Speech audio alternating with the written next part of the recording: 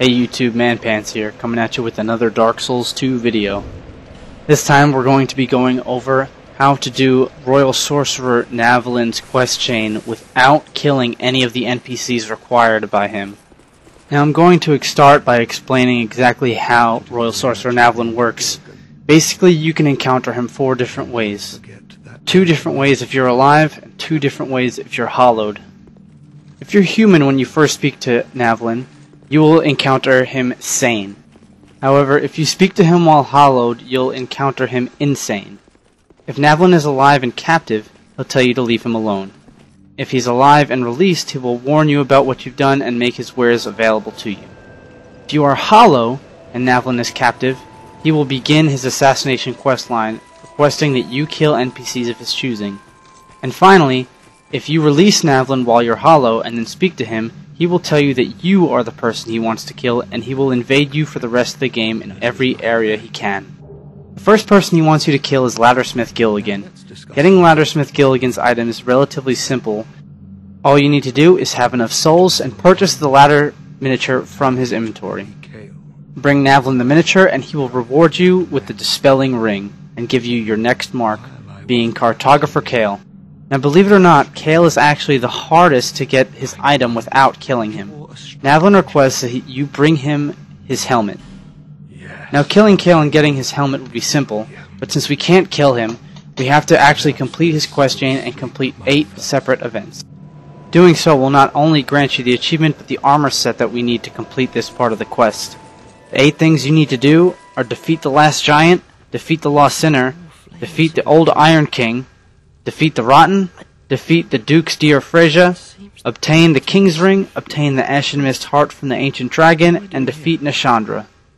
Only by doing these 8 things will you be able to go downstairs, speak to Kale with all 8 fires lit on the map, and have him give you his armor set.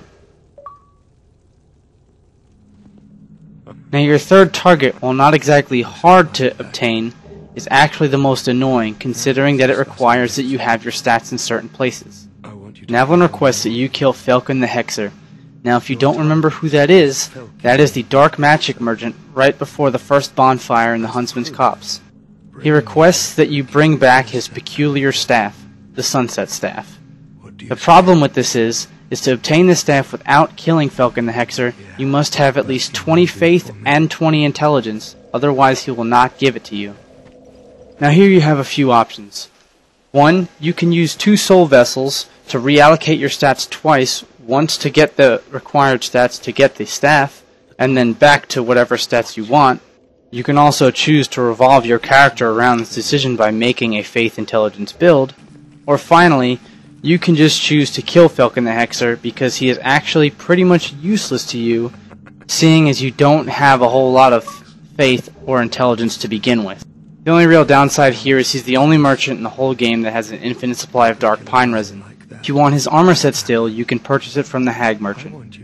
Bring the staff back to Navlaan and he will reward you with Forbidden Sun. However, his taste for blood has not yet been satiated. The 4th and final target that Navlaan asks you to eliminate is truly the one you really don't want to kill. The muse he refers to is actually the Emerald Herald. Navlaan actually reveals quite a bit of important lore information here, saying that people say that the Emerald Herald is the last Firekeeper, but he also implies that this isn't true. Now if you followed me up to this point, you'll know that the feather that he's asking you for is actually the aged feather that she gives you in the Airy Peak.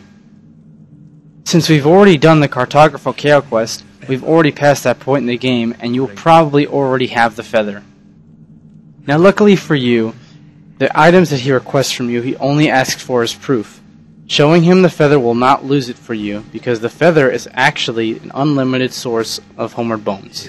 After showing him the feather, he will seem very, very happy for what you've done, and reward you with Unleash Magic. You will also be able to speak to him again, and he will have his full shop open to you. Well, that's all for this one, guys. Thanks for watching, and I'll see you in the next one.